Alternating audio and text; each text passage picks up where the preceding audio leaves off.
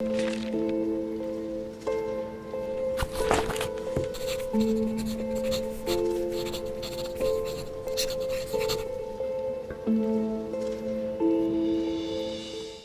اللہ الرحمن الرحیم۔ السلام علیکم۔ مکتب غامدی کی ایک اور نشست میں خوش آمدید۔ رمضان کی ابتدا ہو چکی ہے۔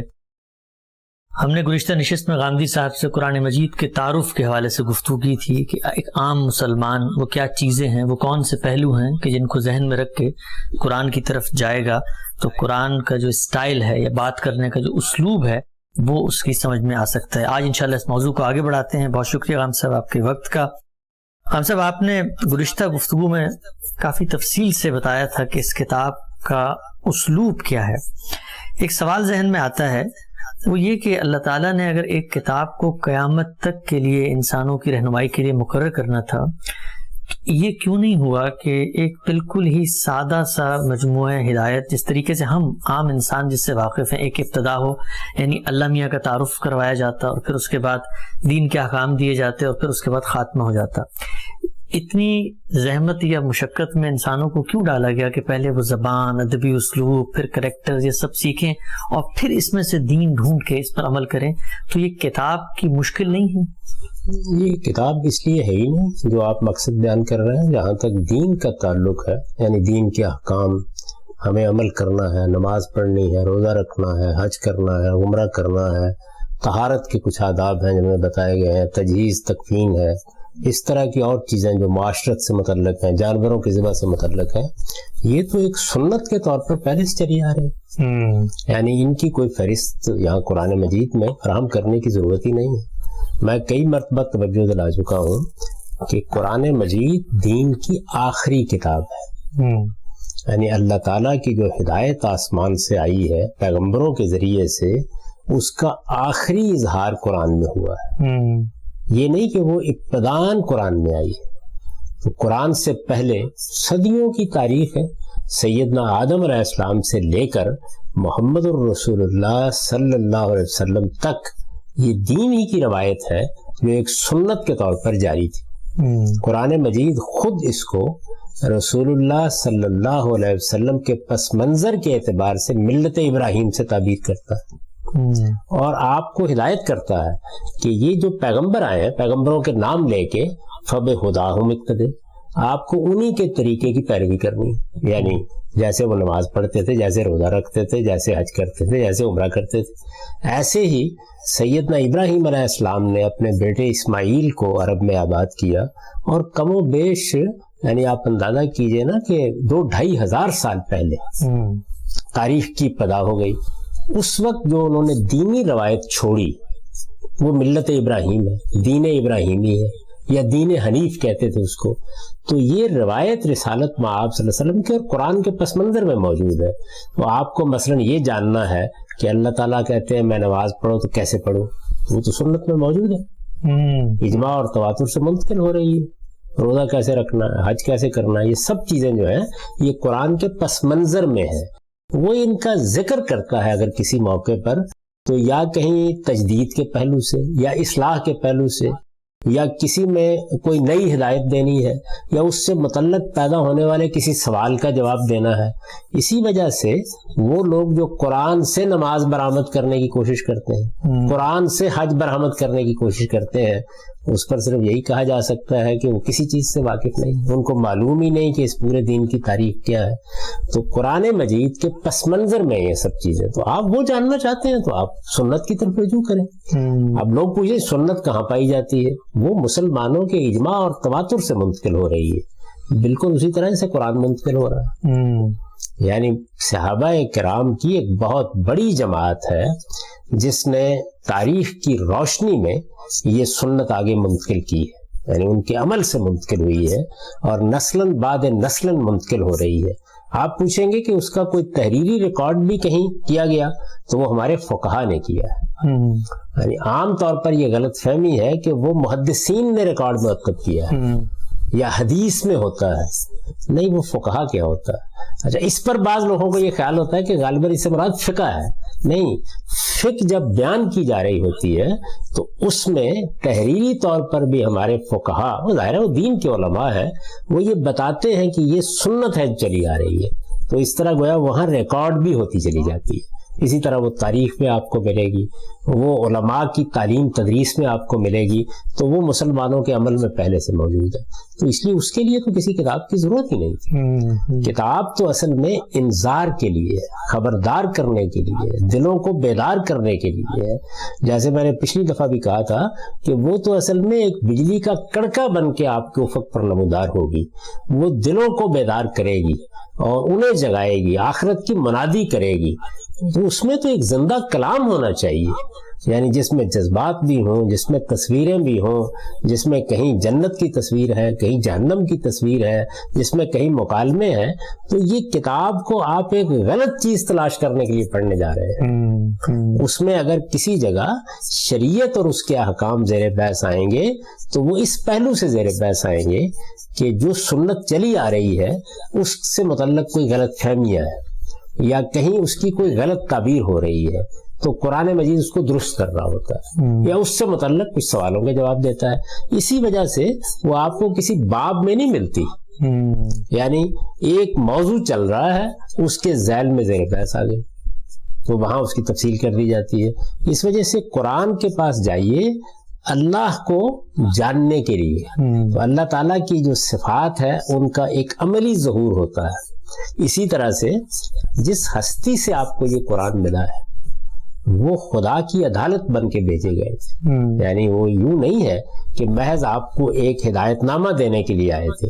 ان کے ذریعے سے اس زمین پر خدا کی عدالت لگی اور اس عدالت میں خدا نے اپنا فیصلہ سنایا.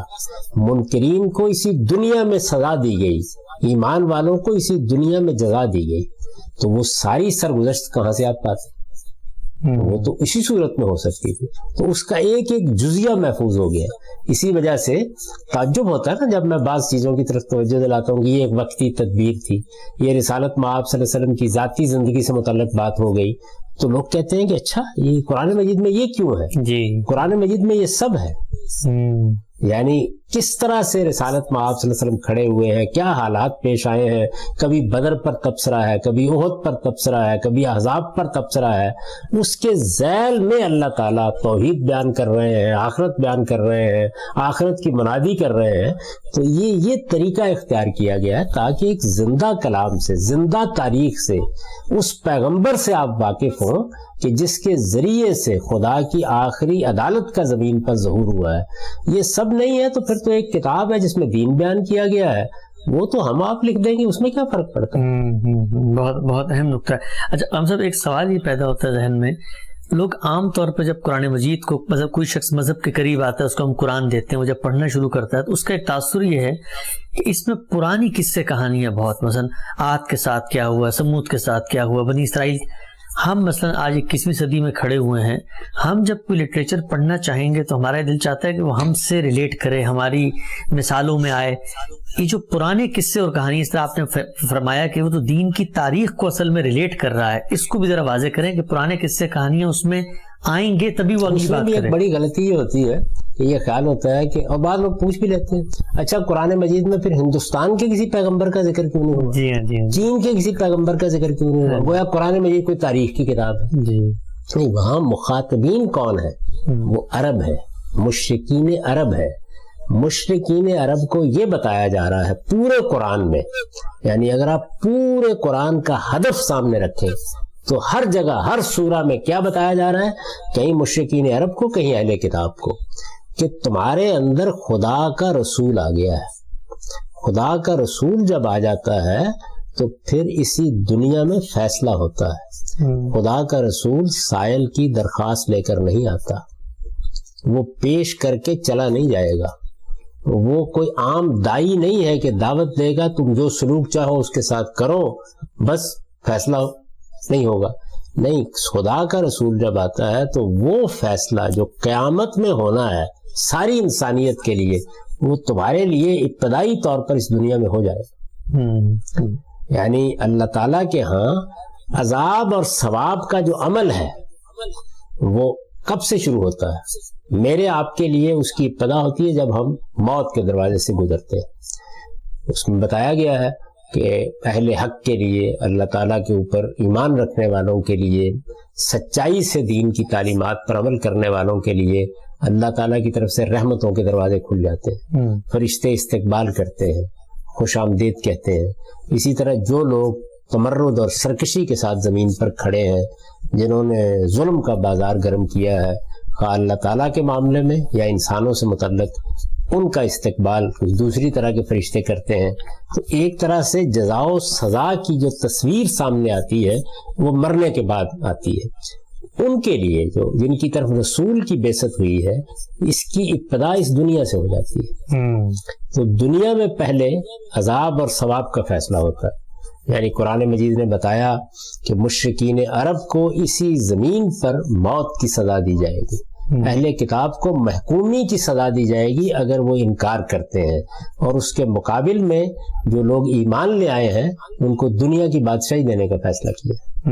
تو دنیا میں تو یہی دیا جا سکتا ہے۔ تو یہ ظاہر ہے کہ یہ جو سارا معاملہ ہے یہ اس وقت تک نمایاں ہی نہیں ہو سکتا جب تک کہ آپ یہ اسلوب اختیار نہ کریں، یہ سٹرکچر اختیار نہ کریں، یہ فارم اختیار نہ کریں، اور اس طرح کی ایک کتاب میں اس کو محفوظ نہ کر دیں۔ تو اس کو جب آپ پڑھنے کے لیے جاتے ہیں تو پہلے اس تصور کو ٹھیک کر لیں کہ آپ نے کہاں سے جانا ہے، کہاں سے داخل ہونا ہے۔ ٹھیک۔ اچھا ہم سب ایک سوال یہ بھی ذہن میں آتا ہے کہ اگر ایونٹس کے لحاظ سے چلے، وہ بات سمجھ میں آتی ہے کہ خطبات ہیں، رسول اللہ صلی اللہ علیہ وسلم کے سامنے ایک قوم ہے، کچھ متعین آڈینس ان سے وہ بات کر رہے ہیں، لیکن اگر یہ ایونٹس کے لحاظ سے ہوتی تو ایک قاری کو سمجھنے میں زیادہ آسانی نہیں ہوتی کہ ابھی وہی آئی ہے، ابھی رسول اللہ گئے ہیں، ابھی ان سے بات کی، ابھی ان سے کرتے کرتے ہم یہ دیکھتے ہیں کہ جو پوری ایونٹس کی ہسٹری ہے وہ بھی بکھری ہوئی ہے، قرآن میں ترتیب سے نہیں ہے۔ اس کی کیا وجہ ہے؟ اس لیے اس کی کوئی اہمیت نہیں، یعنی آج کیا ہوا کل کیا ہوا اس کی اہمیت نہیں ہے۔ اہمیت اس چیز کی ہے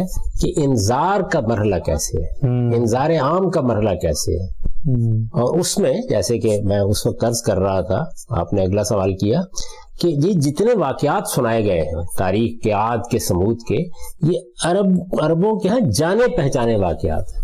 یہ ایسے ہے کہ جیسے میں آج گفتگو کروں تو میں مغلوں کی سلطنت کا حوالہ دوں گا، میں انگریزوں کے پس منظر کا حوالہ دوں گا جب وہ بر صغیر میں آئے، اس لیے کہ لوگ اس سے واقف ہیں، اس تاریخ سے واقف ہیں۔ اب وہاں پر میں اینگلو سیکسن ہسٹری سنانا شروع کر دوں تو میرے مخاطبین کے لیے تو ایک اجنبی چیز ہے، وہ جانتے نہیں اس بات کو۔ یعنی میں جب اپنی قوم سے خطاب کر رہا ہوں، آج کے زمانے میں تو ہم پھر ساری دنیا سے واقف ہو جاتے ہیں، یہ تو کسی کو معلوم ہی نہیں تھا کہ یہ کیا چیز ہے کیا نہیں۔ تو انہیں کس لیے یہ سب واقعات سنا جا رہے ہیں؟ واقعات سنانے کے لیے نہیں، یہ بتانے کے لیے کہ تمہاری طرف اللہ کا رسول اسی طرح آیا ہے جس طرح عاد کی طرف آیا تھا، سمود کی طرف آیا تھا، قوم صالح، ان سب کی طرف اللہ کے رسول آئے تھے، تو یہ ہوا تھا۔ اس وجہ سے وہ پرانے جو واقعات ہیں وہ اس میں بار بار سنائے جاتے ہیں۔ تو اس میں ظاہر بات ہے کہ چونکہ ایک زندہ کلام کی حیثیت سے گفتگو کرنی ہے، تاریخ نہیں بیان کرنی کہ ایونٹس بتائے جائے، ہسٹری سنائی جائے کہ رسول اللہ صلی اللہ علیہ وسلم آج سے وہ اٹھے تھے اور آپ نے جا کر یہ کیا، نہیں، وہ جو آپ کر رہے ہیں وہ شروع ہو گیا، یعنی آپ کی زبان سے اللہ تعالیٰ نے خطاب کرنا شروع کر دیا۔ وہ تمام خطبات ایک بڑی ہی غیر معمولی زبان میں، ایک بڑے غیر معمولی ادب کے پیرائے میں ہیں، وہ جمع کر دیے گئے ہیں، اور پھر ان کو جمع جب کیا گیا ہے تو جمع کرتے وقت ان کو 7 ابواب میں تقسیم کیا ہے۔ جب تقسیم کیا ہے تو وہاں ایک خوبصورت ترتیب رکھی ہے اس کے اندر، یعنی بات ایک جگہ سے شروع ہوگی اور ایک خاص جگہ پر ترتیب کے ساتھ پہنچ جائے گی، لیکن وہ ترتیب بھی واقعاتی نہیں ہے، وہ اس مضمون کی تھیمیٹک سگنیفیکینس ہے۔ وہ بالکل ٹھیک۔ اچھا ہم سے تھوڑا سا پیچھے جاتے ہیں، یہ جو زبان ہے جس میں قرآن مجید نازل ہوا، آپ نے ابتدا میں بتا دیا کہ اس کو کسی دوسری زبان میں منتقل کرنا تو ایک بہت مشکل کام ہے، اور آپ نے کوشش کی اپنی تفسیر میں۔ وہ زبان تھی کیا؟ کیونکہ ہم جب بظاہر اس کو پڑھتے ہیں تو وہ بہت ہی، جو لوگ عربی جانتے بھی ہیں ان کو بھی ایک مشکل زبان لگتی ہے۔ یعنی آج کل ہم عربی پڑھتے ہیں، ایک دور متوسط کی عربی ہے، ایک حریری و متنبی کی عربی ہے، ایک مصر و شام کے اخبارات میں لکھی جانے والی عربی ہے۔ یہ جو زبان ہے جو قرآن مجید میں زیر بحث ہے، اس میں تمثیل، اس میں استعارہ، اس میں تشبیہ، اس میں نریشن، اس میں استدراک، اس میں اومیشن، ایک بہت ہی منفرد زبان ہے۔ اس کو ذرا واضح کریں کہ جس وقت قرآن آیا وہ زبان کا کیا دور چل رہا تھا۔ دیکھیے بات یہ ہے کہ یہ جو سارے خصائص ہیں یہ تو ہر ادبی زبان میں ہوں گے، یہ دور متوسط میں اپنے طریقے کے ہوں گے، یہ آج کے زمانے کے ادب میں اپنے طریقے کے ہوں گے. میں نے تو آپ کو ملٹن کی مثال دی، اقبال کی مثال دی پچھلی نشست میں، تو یہ ہر جگہ ہوں گے. یہ زبان کی انفرادیت نہیں پیدا کرتے. زبان کی انفرادیت اصل میں بات کہنے کے اسلوب میں پیدا ہوتی ہے. یعنی آپ نے ایک بات کہی ہے تو بات کہتے وقت آپ کیا ایجاز کا طریقہ اختیار کرتے ہیں یا آپ اطناب کا طریقہ اختیار کرتے ہیں؟ دیکھیں قرآن مجید نے یہ کہا ہے کہ اس نے دونوں طریقے اختیار کیے ہیں اس وقت کی. کتاب احکمت آیات ثم فصلت من لدن حکیم خبیر. اعجاز اور اس کو چنانچہ آپ اگر چھوٹی صورتوں میں دیکھیں تو وہاں ایجاز ہے. ایجاز کا مطلب یہ ہے کہ اختصار کے ساتھ یہ دریا بکوزہ ہے. آپ نے گویا ایک بہت بڑے مضمون کو چند جملوں میں بند کر دیا، اور پھر جو دوسری صورتیں ہیں ان کے اندر اس کی تفصیل کا طریقہ اختیار کیا گیا ہے. تو یہ جو انفرادیت ہے، یہ انفرادیت تو ہے لیکن اس کو مشکل نہیں کہا جا سکتا. یعنی یہ آسان ترین عربی زبان ہے. اچھا، یعنی اگر آپ غور کر کے دیکھیں تو آپ اگر عربی شاعری پڑھیں، آپ دور جاہلیت کی شاعری پڑھیں، آپ متنبی اور ابو نواس وغیرہ کو پڑھیں، آپ اس کے بعد دور حاضر کی زبان دیکھیں، اس کی مشکلات، اس میں ووکیبلری ہے تو بڑی مختصر سی ووکیبلری، یعنی چند ہزار الفاظ کے ساتھ اللہ تعالیٰ نے اپنی پوری بات بیان کر دی ہے. اور اب بھی صورتحال یہ ہے کہ قرآن کو اگر آپ پڑھنا چاہیں یا اس کی عربی آپ سیکھنا چاہیں، ایک عام آدمی کے نقطہ نظر سے آسان ترین زبان ہے. اس لیے میں نے کئی مرتبہ لوگوں کو توجہ دلائی ہے کہ قرآن مجید عام آدمی کے لیے دنیا کی آسان ترین کتاب ہے. اچھا، آپ عربی زبان بھی تھوڑی سی سیکھ لیں تو قرآن آپ کی سمجھ میں آنے لگ جائے گا عام آدمی کی حیثیت سے. یہ جو مسائل جن کی طرف آپ نے توجہ دلائی ہے یہ عام آدمی کے مسائل نہیں ہیں.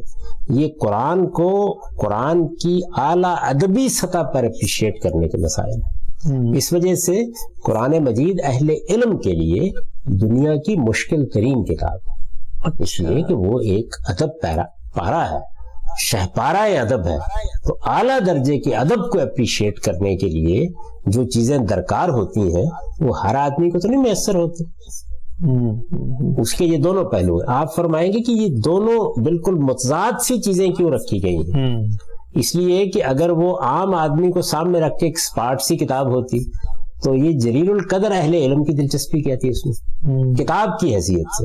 یعنی ابھی صورتحال یہ کہ 14 صدیوں سے ایک کتاب موجود ہے اور آج بھی ہم ہر رمضان میں اس کو کھول کے بیٹھ جاتے ہیں، ہر صبح اسے کھول کے بیٹھ جاتے ہیں اور پڑھتے ہیں. یعنی جب اس کو پڑھتے ہیں تو اگر محض یعنی آپ ہمارے ہاں آپ دیکھیے قاری حضرات ہیں، دوسرے لوگ ہیں، وہ تلاوت کر رہے ہوتے ہیں، لوگوں کو ترجمہ بھی نہیں معلوم ہوتا لیکن جو لوگ جھوم رہے ہوتے ہیں اگر ان کو کبھی سمجھ میں آ رہا ہو کہ یہ کیا کہا جا رہا ہے اور کس اسلوب میں کہا جا رہا ہے تو یہ واقعہ ہے کہ وہ از دل خیزت بد دل ریزت کی کیفیت ہو جاتی ہے. یعنی معلوم ہوتا ہے کہ وہ دل و دماغ کی دنیا تہو بالا کر دی ہے اس کتاب میں. بہت کمال کا اسلوب ہے. تو جو اعلیٰ درجے کے ادباء ہیں، فضلاء ہیں، علماء ہیں، جن کا اچھا ادبی ذوق ہوتا ہے، جو چیزوں کو اندر اتر کے دیکھتے ہیں، جو فکر کو فلسفے کو سمجھنا چاہتے ہیں، حکمت کے غوامض تلاش کرنا چاہتے ہیں، ان کے لیے مشکل ترین کتاب ہے. زندگی بھر غواصی کرتے رہے تو پھر بھی عجائب ختم نہیں ہوتے. اس کو خود رسالت مآب صلی اللہ علیہ وسلم نے ایک جگہ بیان کیا ہے کہ قیامت تک لا تنقضی عجائب. میں آپ کو اپنا پوری زندگی کے 40-50 سال کا یہ تجربہ بتا رہا ہوں کہ ابھی بھی صورتحال یہ ہوتی ہے کہ کسی آیت کو مرکز توجہ بنا کر غور کیا تو کوئی نیا پہلو سامنے آ گیا. یہ اس سٹرکچر اور اس فارم کی وجہ سے. اگر وہ ایک اسپاٹ کتاب ہوتی تو وہ اس طرح انوالو کر ہی نہیں سکتی. یعنی اس میں جب کوئی بات بیان کی جاتی ہے تو ایک آپ نے اس کا مدعا سمجھ لیا، ایک بات بیان ہو گئی. یہ نہیں کہ کوئی مختلف باتیں آپ جان لیں گے، نہیں، اس کی گہرائی کہاں تک ہے، اس کا اثر کہاں پڑ رہا ہے، اس کی شعائیں کہاں تک پہنچ رہی ہیں. اس میں بات تو وہی ایک ہی بیان ہوئی ہے لیکن اس نے کن کن چیزوں کا احاطہ کر لیا ہے، اس میں آپ اندر اترتے چلے جائیے اور دیکھتے چلے جائیے کہ وہ کیسے ایک بات بیان کر رہا ہے. تو اہل علم کے لیے دنیا کی مشکل ترین کتاب اور عام لوگوں کے لیے دنیا کی آسان ترین کتاب. ٹھیک، یہاں پر غم صاحب ایک پہلو کی طرف آپ مزید تھوڑی ہمیں سمجھائیے گا، اور آپ نے اس کو واضح بھی کیا کئی مواقعوں پہ. قرآن کی زبان کے حوالے سے کہا جاتا ہے کہ یہ اللہ کا کلام ہے، اس جیسا کوئی کلام دوسرا ہو نہیں سکتا. قرآن مجید نے بھی کئی جگہوں پہ یہ چیلنج بھی دیا ہے. آپ اس کو محض زبان کے لحاظ سے نہیں بلکہ شان کلام کے لحاظ سے انٹرپریٹ کرتے ہیں. کیا فرق ہے ان دو چیزوں میں؟ زبان تو اصل میں پیرہن ہے نا، یعنی آپ نے الفاظ کا جامع کیا پہنایا ہے وہ بھی بے مثال ہے. دنیا میں کوئی اس کی مثال نہیں. عربی زبان کے بڑے بڑے ادیب شاعر گنگ ہو گئے اس کے سامنے. وہ ایک پہلو بھی ہے، لیکن وہ تنہا پہلو نہیں ہے. اصل چیز کیا ہے؟ اصل چیز یہ اس میں خدا بولتا ہوا محسوس ہوتا ہے. کتاب اصل میں کن موضوعات پر گفتگو کر رہی ہے، کس شان سے گفتگو کر رہی ہے؟ وہ ایک فلسفی، حکیم، ضمنی علوم میں دلچسپی لینے والے، صغرا کبرا قائم کرنے والے کا اسلوب ہی نہیں. ایک انسان یہاں کھڑے ہو کر بات کر ہی نہیں سکتا. یہ جو کہا نا اس زمانے کے کسی شخص نے داد دیتے ہوئے کہ ما ھذا قول البشر، یہ انسان کا کلام ہو نہیں سکتا. اس لیے کہ انسان کا کلام مختلف ارتقائی مراحل سے گزرتا ہے. وہ صغرا کبرا قائم کر کے نتائج نکالتا ہے. وہ اپنے علم اور مشاہدے کے دائرے میں بند ہوتا ہے. یہ تو ایسے لگتا ہے جیسے یہ زمان و مکان کی ساری جو حدود ہے اس سے بالاتر چیز آپ کے سامنے آ گئی. یعنی اس کے اندر نہ کوئی مصدر کا ارتقاء ہے، نہ کوئی مضمون کا اس نوعیت کا تغیر و تبدل ہے، نہ کوئی اختلافات اور تنازعات ہیں، نہ 22-23 سال کے عرصے میں ایک مصنف کے اوپر گزرنے والے اندرونی احوال ہیں، وہ زیر بحث ہی نہیں. یعنی ایک ایسی ہستی کلام کر رہی ہے جس کے سامنے ماضی بھی سارا ہے، جس کے سامنے مستقبل بھی سارا ہے، جو حال کو بھی دیکھ رہی ہے، اور جس کے ہاں کسی فکر، کسی فلسفے، کسی حکمت، کسی قانون کے بیان کرنے میں کسی تذبذب کا کوئی سوال ہی نہیں. تو یہ جب چیز دیکھتے ہیں تو اس کو میں نے شان کلام سے تعبیر کیا ہے. کس شان کا کلام ہے؟ تو یہ حقیقت ہے کہ انسانی کلام یہ تو زیادہ سے زیادہ 150 سال عمر ہوتی ہے. یہ جو صدیوں پر محیط ہو گیا ہے دنیا میں، پچھلے 200-300 سال میں اتنے تغیرات آئے ہیں فکر میں، خیال میں، فلسفوں میں، سب کے مقابلے میں کھڑا ہے. اور ادنا درجے میں بھی کوئی ایسی چیز نہیں کہ آپ کہیں کہ یہ تو ماضی کا کوئی قصہ ہے. تو یہ شان جو ہے یہ انسان کے کلام میں ہو ہی نہیں سکتی. ٹھیک. اچھا ہم سب آخری سوال اس نشست کا وہ یہ کہ ہم یہ دیکھتے ہیں انسان کو اللہ تعالیٰ نے ذوق جمالیات دیا ہے، وہ استھیٹک سینس کے ذریعے چیزوں کو اپریشیٹ کرتا ہے. کسی چیز میں موسیقیت، رائم ہونا یہ انسان کو بڑا متوجہ کرتا ہے. ہم یہ دیکھتے ہیں، ہم مثلا کوئی بھی چیز سنتے ہیں جس میں موسیقیت ہوتی ہے، چند منٹ سے زیادہ ہم اس کو سن نہیں سکتے، یا 3-4 دفعہ سنیں تو ایک بوریت پیدا ہو جاتی ہے. قرآن مجید کا معاملہ آپ کے علم میں بھی ہے، ہم بھی تجربے سے گزرتے ہیں کہ قاری باسط پڑھتے ہیں، مشیری بن راشد پڑھتے ہیں، پڑھتے چلے جاتے ہیں، سنتے چلے جاتے ہیں ہم لوگ، اور ایک ہی آواز، ایک ہی مضمون، ایک ہی الفاظ کو بار بار سن رہے ہوتے ہیں.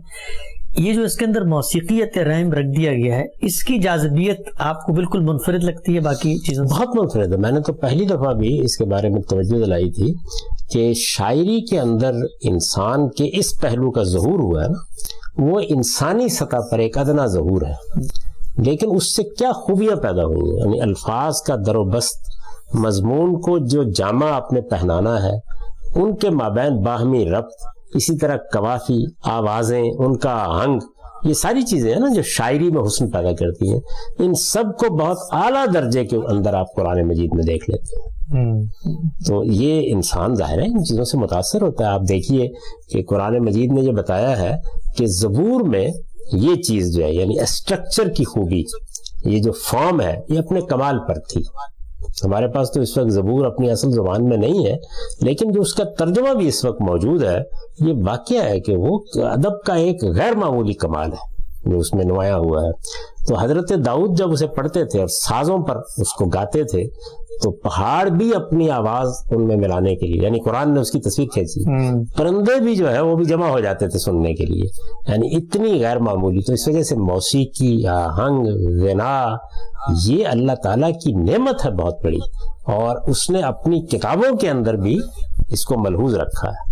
یہ حضرت داؤد کے ہاں اسی وجہ سے آپ دیکھیں کہ اللہ تعالیٰ ذکر کر رہے ہیں میں تورات نازل کی، میں نے یہ کتاب نازل کی، تو اس میں سارے پیغمبروں کے اوپر کتابیں نازل کی ایسے ہی ذکر کر دیا ہے. آخر میں کب آتا ہے نا داؤد زبورا، اور زبور کو تو ہم نے داؤد کو تو زبور عطا فرمائی تھی. تو زبور جو ہے اگر آپ اس کو آج بھی پڑھیں بائبل کے مجموعے میں نکال کے تو وہ ہے مناجاتیں، اللہ تعالیٰ کے حضور میں دعائیں ہیں، لیکن کیا شان ہے، کیا اسلوب ہے، کس طریقے سے بات کہاں سے شروع ہوتی ہے، الفاظ، حسن، بیان، اگرچہ وہ ترجمہ ہے. اور ترجمے میں تو آپ یعنی کم ترین اظہار ہوتا ہے کسی ادب پارے کا، اگر آپ ترجمہ کریں اصل زبان میں کیا چیز ہوگی اندازہ ہی کیا جا سکے.